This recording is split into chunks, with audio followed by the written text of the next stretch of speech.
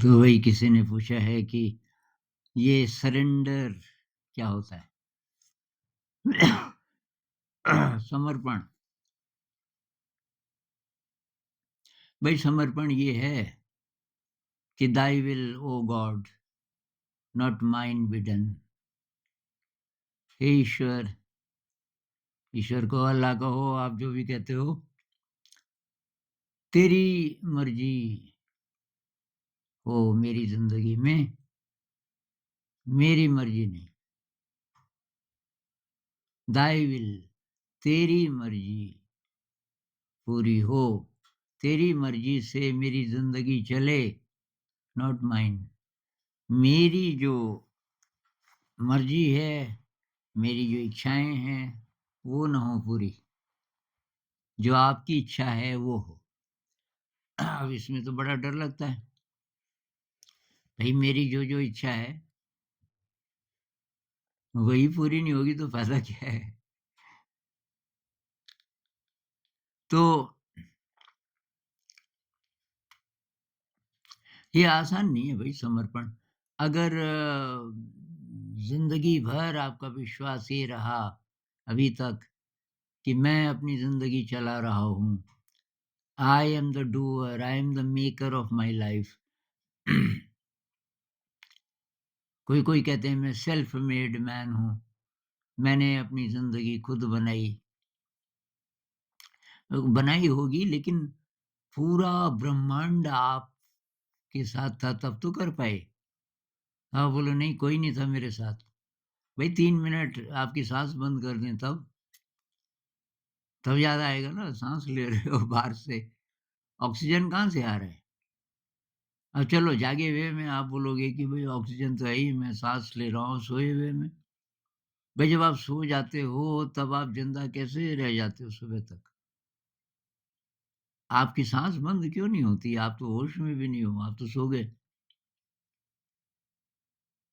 तो ये जो आपका यंत्र है शरीर का, और इसको अभी तक कोई समझ नहीं पाया। ये डॉक्टर्स 5-5 साल लगा देते हैं ये एनाटॉमी समझने में। नहीं समझ पाए, और अब जब से मेडिटेशन का पता चला, अब तो उनकी पुरानी जो सारी समझ है वही गड़बड़ा गई मेडिकल साइंस की। क्योंकि अभी तक ऐसा बोलते थे कि ऐसा है, अब ये कहते हैं है लेकिन 1 घंटे के ध्यान से बदल सकता है। आपके शरीर के पता नहीं कितने-कितने रसायन बदल सकते हैं। तो ये कैसे होगा? Thy will O God not mine be done. मेरी इच्छा क्यों नहीं पूरी हो? क्योंकि गलत हो सकती है ना। भई आपकी इच्छा आपको तो ठीक लगता है क्योंकि प्लेज़र होगा उसमें, कुछ फ़ायदा होगा। लेकिन वो आपकी ज़िंदगी के लिए, आपके इवोल्यूशन के लिए अच्छी इच्छा है, ये आपको कैसे पता? इसलिए तेरी इच्छा पूरी हो क्योंकि वो तो सब कुछ जानता है।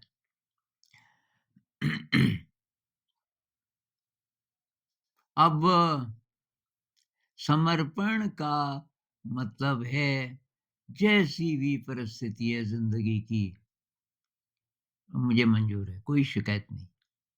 कष्ट है, दुःख है, अ, मुझे मंज़ूर है। अब बुद्धिज़्म में कहते हैं कि ये सब आप ही का कमाया हुआ है। आपकी ज़िंदगी में जो भी आ रहा है, दुःख है, चाहे सुख है, या आपने कभी बीज बोए थे कर्मों के, जैसे-जैसे कर्मों के बीज बोए, वैसे-वैसे फल आज आपको मिल रहे हैं। तो उस हिसाब से भी देखें तो एक्सेप्टेंस, रिएक्ट नहीं करना। कष्ट आया तो ईश्वर की वही मर्ज़ी है, तो वेलकम। ये जो बहुत लोगों की टेंडेंसी होती है ना कि दुःख नहीं आना चाहिए, तो कैसे रोक रहे हो आप दुःख नहीं आना चाहिए? तो मान लीजिए कि आप अपने शरीर को तो ठीक-ठाक रख ले रहे हो, है ना? और आपको लगता है मेरी ज़िंदगी एकदम सही है, बहुत पैसा भी है, सब कुछ है, और आपके बीवी-बच्चे हैं, बहुत प्यार करते हो सबको, और आपको जो बड़ा बेटा है, उससे आपको बहुत ज़्यादा आशा है। आपका बहुत बड़ा बिज़नेस है कि मेरी बात ये सँभालेगा और उसकी डेथ हो जाती है, रोड एक्सीडेंट में। अब दुःख होगा? दुःख पता नहीं किस-किस रूप में आ सकता है आपके पास, बच नहीं सकते। बुद्ध कहते हैं दुःख है, ज़िंदगी में दुःख कैसे भी आ सकता है, दुःख है और उसका आप ही कारण हो। उस दुःख का कारण ये है आपके जो पिछले कर्म हैं, कि उसके अनुसार सारी घटनाएँ होती हैं। जिसको हम एक्सीडेंट बोलते हैं या कुछ भी बोलते हैं, संयोग बोलते हैं, वो सब का सब अ, प्री डिटरमिन्ड नहीं है इस महीने में कि आपकी किस्मत लिख दी किसी ने, आप ही ने लिखी है। पीछे आपने जो कर्म किए अ, वो अब सामने आ रहे हैं, उसका फल फल सामने आ रहा है। किस कर्म का फल कब सामने आएगा, इसी जन्म में आएगा कि अगले में आएगा, ये भी पता नहीं। तो समर्पण का क्या मतलब?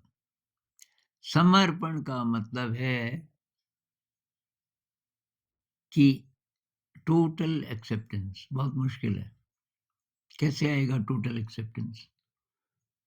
क्योंकि हमारी तो नज़र रहती है ना वो देखो जी, जो दूसरे लोग हैं ईमानदारी से भी नहीं रहते, बहुत गड़बड़ भी करते हैं और उनके पास तो पैसा आ रहा है, जॉब भी मिल जा रही है और मैं इतना मेहनती हूँ और मैं फ़ेल हो रहा हूँ बार-बार, तो ये कौन-सा इंसाफ़ है? समर्पण वाला ऐसा नहीं बोलता। समर्पण वाला बोलता है फ़ेल हो गया कोई बात नहीं है, फिर ट्राई करना है, चलो एक बार और कर लेते हैं, फिर फ़ेल हो गया कोई बात नहीं है, कुछ और करेंगे। तो जो होना था वही हुआ और आप अपना काम पूरी निष्ठा से करोगे। दूसरी बात आप रिज़ल्ट के लिए कुछ नहीं करोगे। अब इसमें बहुत बातें जुड़ी हुई है ना। आप पढ़ाई इसलिए नहीं करोगे कि मैं पास हो जाऊँ, तो काहे के लिए करोगे? आपका अंदर का जो आपका जो मन है वो है उसमें, आपका टैलेंट है, आपको वो सब्जेक्ट्स अच्छे लग रहे हैं उसमें एक विद्या है, मतलब आपको ऐसा लगता है कि ये पढ़ना चाहिए। परीक्षा में क्या होगा पता नहीं, फेल भी हो सकते हैं, कोई बात नहीं। अब कितने विद्यार्थी इस तरीके से पढ़ेंगे? शायद हज़ारों में कोई होगा जो उसको पहले ही बता दिया जाए भई तुझे पास तो होना नहीं है, तू कुछ भी कर ले, अब पढ़ना चाहता है? हज़ारों में 1 होगा जो बोलेगा मुझे फेल पास से मतलब नहीं है। परीक्षा में तो बैठ जाऊँगा, लेकिन ये जो सब्जेक्ट्स हैं, जो मैं पढ़ रहा हूँ, इनमें मेरी रुचि है। ये रामानुजन की तरह। रामानुजन को गणित में जो रुचि थी, इतनी ज़्यादा थी कि शायद वो हाई स्कूल पास नहीं कर पाए थे, ऐसा कुछ है। उनकी बायोग्राफ़ी पढ़ना या तो हाई स्कूल या एफए होता था शायद उस ज़माने में। कोई डिग्री होती थी, नहीं कर पाए पास, क्योंकि और विषय वो पढ़ते ही नहीं थे। उनकी रुचि केवल मैथ में थी और उसी रुचि के कारण विश्व प्रसिद्ध हुए और उनका नाम अभी आने वाले सालों में अ, और भी ज़्यादा उज्ज्वल होगा और हो सकता है कभी न कभी नोबेल अवार्ड वग़ैरह मिले। अभी तक मिल जाना चाहिए था, मैं तो कहता हूँ उनको कम से कम 8-10 नोबेल अवार्ड मिलने चाहिए थे। भई रामानुजन के बनाए हुए 100 से शायद ज़्यादा थ्योरम्स अभी ऐसे हैं, जिनको डिकोड नहीं कर पाए मैथमेटिशियंस पूरी दुनिया की। कितना टाइम हो गया, उनकी डेथ को तो बहुत समय हो गया। तो भई समर्पण के लिए तो शक्ति चाहिए, बहुत ज़्यादा शक्ति चाहिए, तभी हम छोड़ सकते हैं ना उस पे कि भई मेरी नैया का तू ही खिवैया है और ये गाना है ना कि नाव भी तू, पतवार भी तू, चलाने वाला भी तू और किनारा भी तू और दरिया भी तू। सब सब तो वही है, ईश्वरमय है। लेकिन ये रियलाइज़ेशन ना सही, ये विश्वास कहाँ से आएगा? तो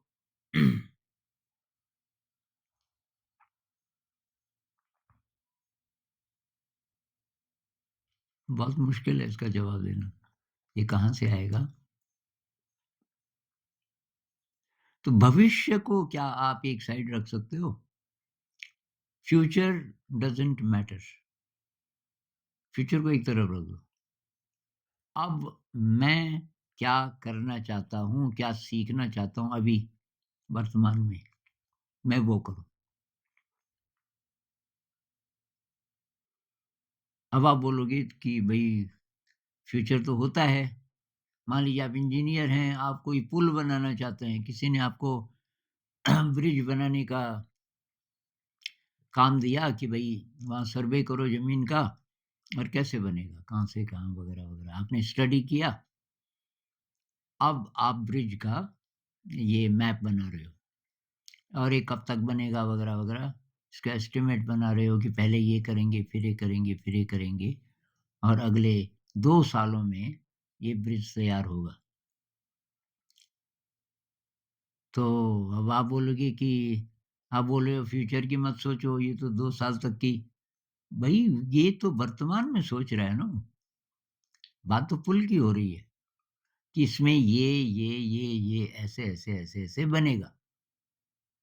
अब वो वही अगर सोचता रहे बार, बार, बार कि तब ये पुल बन जाएगा और इसपे कैसा दिखेगा ट्रैफिक चलता हुआ, लोग बोलेंगे किसने बनाया वगैरह, वगैरह, ये गड़बड़ है। जो भी प्लानिंग है भविष्य की, उसको तो आप वर्तमान में कर रहे हो ना, हम वर्तमान में ही करते हैं जो भी करते हैं। भई पास्ट तो चला गया, फ्यूचर आया नहीं। अब मैं ये बात जो बोल रहा हूँ, ये वर्तमान क्षण है ना, ये वीडियो आप तक पहुँचेगा अभी बाद में, लेकिन मैं ये जो बोल रहा हूँ, अब ये मैं सोचता रहूँ इसका जी क्या असर होगा और वगैरह, वगैरह, तो वहाँ उतना-उतना मिलावट है। ये जो विशुद्ध कर्म है, उसमें फ्यूचर नहीं हो सकता। उसमें फ्यूचर को हम प्लानिंग के लिए प्रोजेक्ट करते हैं, लेकिन वर्तमान में और वो करके फिर उसको हम एक तरफ रख देते हैं। अब पुल का आपने जो भी बनाया कर दिया, अब पहला चरण कि आज क्या करना है? आज क्या करना है? अगर शाम हो गई तो आप कुछ नहीं करना, आप सो जा पहले, कुछ मत सोच उसके बारे में। आपने सब प्लान किया हुआ है, सो गए। सुबह उठे, आपने देखा कि अच्छा आज ये स्टार्ट करना है। तो इसमें अब ये प्लानिंग तो हम हमेशा करते हैं, लेकिन प्रीऑक्यूपेशन विथ फ्यूचर, मन फ्यूचर में ही लगा रहे हैं। अब प्लानिंग के बाद भी वहाँ गड़बड़ है। जितनी प्लानिंग करनी थी कर ली और एग्ज़ैक्टली वही हो ज़रूरी नहीं है। आजकल हमारी टीम के कुछ लोग ये डोसा बनाना सीख रहे हैं। तो डोसे के लिए वो बैटर बनाना बनाना पड़ता है ना, वो उड़द की दाल पीसते हैं और वो अब उसको फर्मेंट करते हैं। फर्मेंट करते हैं। अब आपने साहब बैटर बनाया, अब आजकल ठंड है, आसानी से फर्मेंट नहीं होता। अब आपने चूल्हे के पास भी उसको रख दिया, हमारा लकड़ी का भी चूल्हा है और उसमें कोई मोटी-सी लकड़ी आप लगा दो तो थोड़ा-थोड़ा आँच चलती रहेगी। अब अब आप सोच लो कल मैं डोसा बनाऊँगा, ऐसे-ऐसे करके मैं डोसा बनाऊँगा और लोग बहुत खुश होंगे। कई लोग तो पहली बार यहाँ डोसा खा रहे होंगे इस किचन में वगैरह-वगैरह। ये निरर्थक है। इसके लिए भी तैयार रहो कि ये मैंने अपनी तरफ से तो ठीक-ठाक किया पर क्या पता ना बन पाए डोसा। अब सुबह आपने देखा कि वो तो फर्मेंट ही नहीं हुआ, तो नहीं बनेगा डोसा। कुछ भी हो सकता है। फ्यूचर को ऐसे मत लो कि ऐसा ही होगा। एक कमेंट किसी का था अभी कुछ दिन पहले कि बहुत ज़्यादा प्यार था किसी से, 3-4 साल प्यार चला और उसके बाद जन्म कुंडली ठीक से नहीं मिली और वो लड़की ने तो बंद कर दिया, मेरे से बातचीत करना बंद कर दिया। उसने बोला नहीं घरवाले बिल्कुल नहीं मान रहे और बस अब मेरे से बात मत करना। क्योंकि उसका भी विश्वास है जन्म कुंडली पे कि ज्योतिषी लोग कह रहे हैं कि ये हो जाएगा, वो हो जाएगा। तो अब ये कह रहा है कि ऐसे जी के तो अब फ़ायदा क्या है? वो तो गई। तो यहाँ समर्पण की कमी है भाई। एक्सेप्ट करो, एक्सेप्ट करो। वैसे भी प्रेम है तो शरीर से है कि आत्मा से है? भाई प्रेम में तो ये होता है कि वो सुखी रहे। असली प्रेम ये होता है कि वो जो इंसान है, जिसके साथ आपका प्रेम हुआ, वो सुखी रहे, जहाँ भी रहे और उसके लिए मैं क्या कर दूँ? उसके लिए कभी भी ज़िंदगी में कुछ करना पड़े, मैं करूँगा और मन खुश है, उदास नहीं है, उसकी शादी हो रही है कहीं और, वेरी गुड। अब ये आएगा कैसे? तो भाई न्यूरोलॉजिस्ट को पूछेंगे, वो बोलेंगे कि ब्रेन को ऑर्डर्ड करना पड़ेगा या जय कृष्णमूर्ति जी बोलते थे, ब्रेन में सुव्यवस्था लानी पड़ेगी। डेविड बोम भी ये मानते हैं, the brain needs to be reordered ताकि ये अच्छा रिसीवर बने। भाई हमारे ही अंदर बहुत विराट इंटेलिजेंस है। मैं उसको इस तरह भी देखता हूँ कि जो हमारी जो एस्ट्रल बॉडी है, उसके पास इस बॉडी का जितना विज़डम है, जो ज्ञान है वो तो है ही है, लेकिन उसके अलावा बहुत, बहुत, बहुत ज्ञान है उसके अंदर तो पूरे ब्रह्मांड का शायद।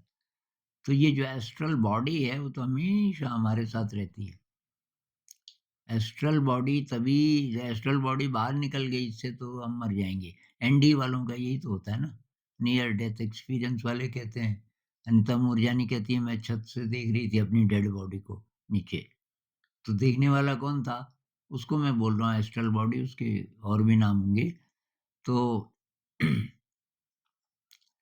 वो है हमारे साथ हर समय और उसके साथ जो अलाइनमेंट है, उसके साथ अलाइनमेंट वो चाहिए।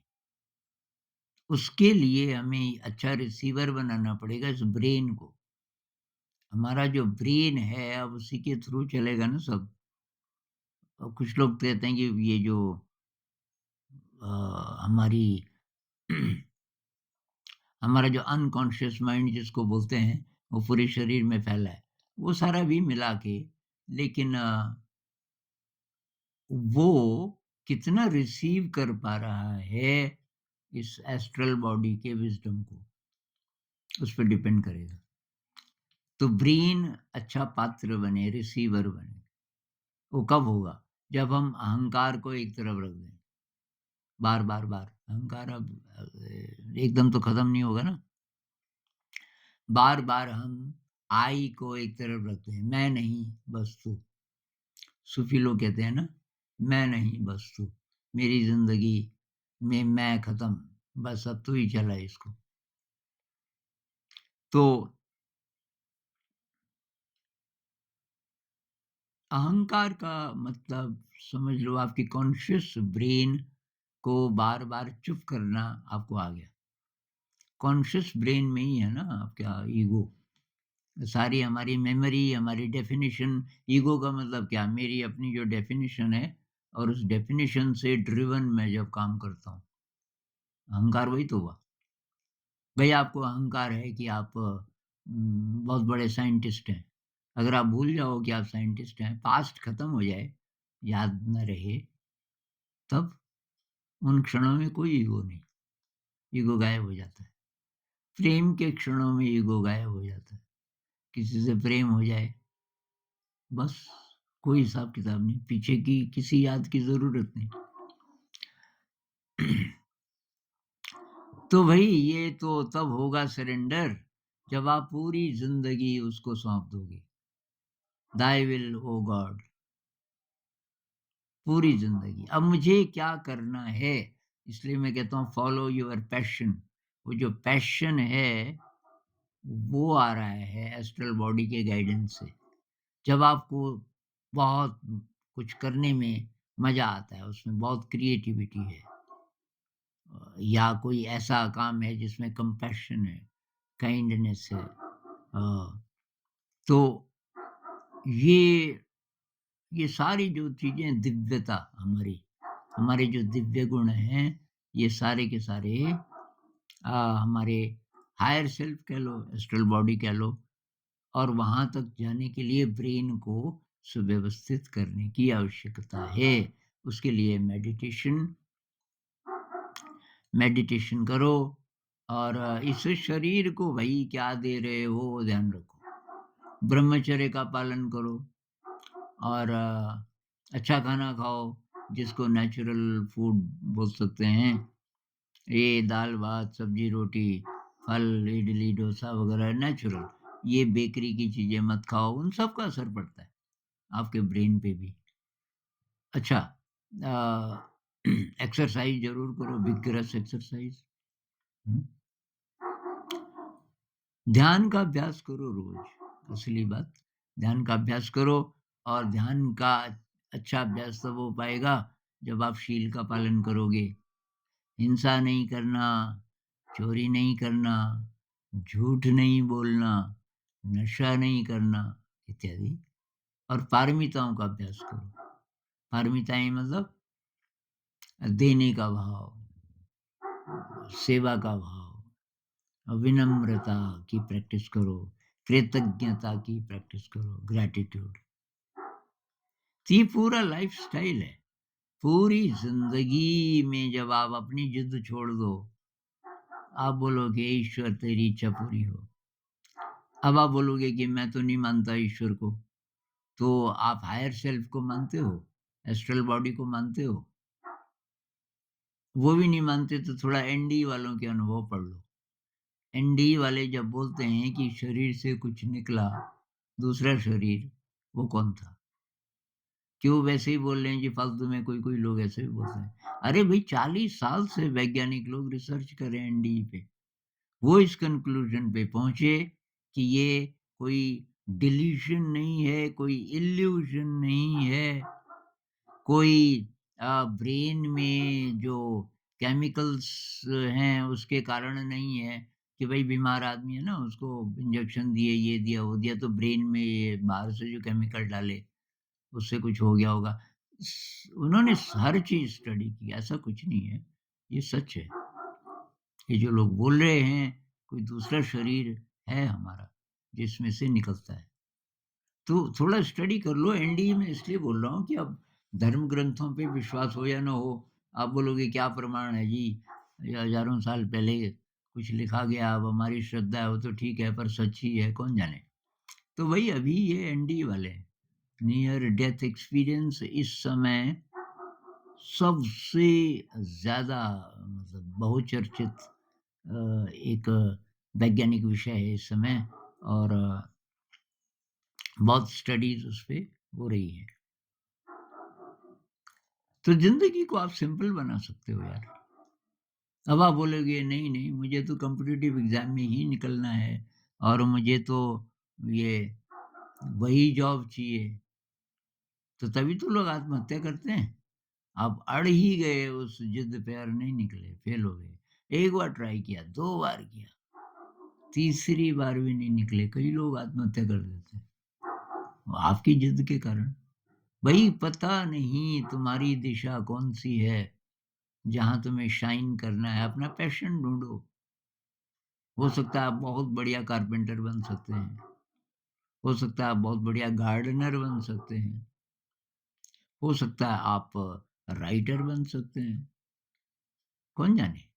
आप फ़िल्मकार बन सकते हैं, आपने टटोला ही नहीं और फ़ील्ड्स को ट्राई ही नहीं किया। तो अपने टैलेंट्स को भी टटोलो ज़रा दोबारा से। हमारे टैलेंट्स को ना जो सचमुच के टैलेंट्स हैं, ये पढ़ाई-लिखाई ख़त्म कर देती है। ये नैरो करते जो ज़रा ब्राइट स्टूडेंट्स हैं, उनको वहाँ पटक देते हैं कि आप कॉम्पिटिटिव एग्ज़ाम की तैयारी करो। अब ये सब ड्राई विषय, इनमें कोई रस तो है ही नहीं। अब कोई एक्स्ट्रा ब्रिलियंट रामानुजन की तरह हो, उसको रस आता है उसमें, उसमें भी रस आ सकता है, लेकिन तब की जब आपका उधर ही मन है पूरा का पूरा। तो क्या करें? एक्सेप्टेंस भाई। रोज सुबह होती है, ग्रैटिट्यूड का अभ्यास करो। जिंदा हो, हे ईश्वर, आई एम ग्रेटफुल। आप मैं रात को मरा नहीं, आप मुझे साँस देते रहे। मेरे परिवार में भी कोई नहीं मरा, सब ज़िंदा हैं, कोई बीमार नहीं है। अरे भई ऐसे-ऐसे परिवार हैं कि एक ही रात में पता नहीं क्या-क्या बदल जाता है। आज एक भाई साहब ने बोला कि अब मैं कैसे ज़िंदा रहूँ? पिताजी ने आत्महत्या कर दी क्योंकि कर्ज़ा नहीं दे पाए, बहुत ज़्यादा था। अब बताओ, ये सब एक रात में बदला। तो ग्रैटिट्यूड सुबह-सुबह, आज के दिन मेरे पास रोटी है, कपड़ा है, मकान है, पैसे हैं जितने चाहिए, सब कुछ है। रोज़, रोज़, रोज़। तो वो जो ग्रैटिट्यूड की फीलिंग है ना, उससे अच्छे रसायन बनेंगे आपके अंदर। अच्छे न्यूरोट्रांसमीटर्स बनेंगे, ये सेरोटोनिन बनेगा, गाबा बनेगा, ऑक्सीटोसिन बनेगा वगैरह-वगैरह।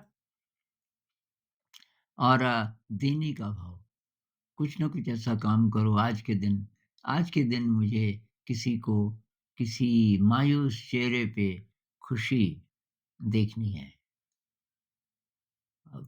ऐसे दुनिया में तो इतनी सारी प्रॉब्लम्स है ना, आपने किसी की प्रॉब्लम सॉल्व कर दी, तो वो एक अच्छा काम आज मुझे करना है। और पढ़ाई-लिखाई करनी है, इंटरेस्ट नहीं है तो छोड़ो यार इन किताबों को, कुछ नहीं है इनमें। क्योंकि इंटरेस्ट नहीं है तो पास होना भी मुश्किल ही है। तो फ़ायदा क्या है उसमें इतना टाइम। अब कई लोग कहाँ-कहाँ जाते हैं, ये इंस्टीट्यूट्स में जाते हैं, कई-कई लाख 1 साल के, कुछ ही महीनों के। भई उतने पैसे से कोई बिज़नेस शुरू कर दो, कुछ और चीज़ें कर दो। अ, क्यों खर्च कर रहे हो जब आपका दिल ही नहीं है उसमें? तो थोड़ा-सा आपको डर लग सकता है मेरी बातों से, भई भई मैं तो ऐसे जिया, मैं तो तरंग में जिया। और ये तरंग का मतलब ये नहीं कि जो अच्छा-अच्छा लगे अ, बाहर से तो नशा भी अच्छा लगता है। जो अच्छा-अच्छा लगे आपके टैलेंट के हिसाब से, आपकी क्रिएटिविटी के हिसाब से, जैसे पेंटिंग अच्छी लगती है, आप पेंट करते हो, आप अपनी शक्ति से, अपने टैलेंट से कुछ बना रहे हो, उसमें मज़ा आ रहा है। तो जब मैं बोलता हूँ वही करो जो अच्छा लगे से मेरा मतलब है कि आप क्रिएट कर रहे हो उस अच्छे को, अपनी शक्ति से, अपनी शक्तियाँ ढूँढो, क्रिएटिविटी ढूँढो, असली बात है, इंसान क्रिएटिव है भई। कहते हैं ना कि इंसान भगवान का रूप है, बल्कि भगवान ही है एक तरीके से, भगवान का मूर्त रूप। तो भगवान मतलब क्रिएटिव, ये सारा ब्रह्मांड और जो कुछ भी है, पल-पल बदल रहा है, इट इज़ क्रिएटिव। तो हमारी ज़िंदगी जब बासी होने लगती है एक ही जैसा, कल भी वैसा, परसों भी वैसा, आज भी वैसा, तब हम बोर हो जाते हैं। इसके लिए थोड़ी बनी है हमारी ज़िंदगी। रोज़ क्रिएटिव, रोज़ एक्साइटमेंट। ऐसा तब होगा जब आप भविष्य में नहीं जियोगे, पास्ट में नहीं जियोगे, जो हुआ खत्म। बड़ी-बड़ी ट्रेजेडीज़ हो गई, कोई बात नहीं है, पास्ट इज़ गॉन। कोई बहुत प्रिय था, मर गया, अब क्या करें? तो रिग्रेट नहीं, प्रार्थना कर लो उसके लिए। और आज के दिन मैं कैसे जिऊँ एक्साइटमेंट में, क्रिएटिविटी में कुछ करते हुए, और किसी की सेवा में कुछ करते हुए। बस ऐसे आप जियोगे तब भई सरेंडर आ जाएगा। क्योंकि तब मिस्ट्री ज़िंदगी एक रहस्य हो जाती है, जैसे कि कोई रहस्यमय शक्ति चला रही है आपको। और आप जो करोगे वो बहुत अच्छा होगा। नमस्कार।